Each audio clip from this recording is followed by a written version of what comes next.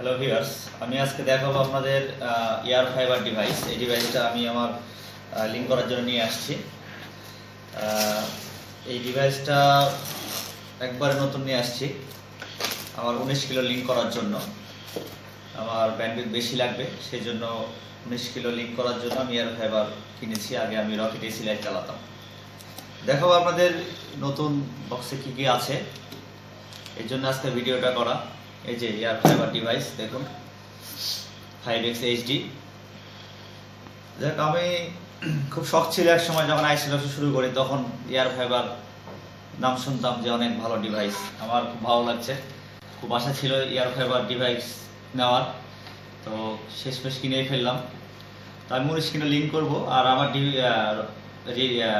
ডিশটা হচ্ছে rocket dish. আমি air ফাইবারের রকেট ডিশটা কীভাবে সেট করতে হয় সেটা আমি সামনেবার আপনাকে দিয়ে দেবো, কোনো প্রকার কনভার্টার বা কনভারসেশন কিট ছাড়াই, পরের ভিডিওতে দেখাবো।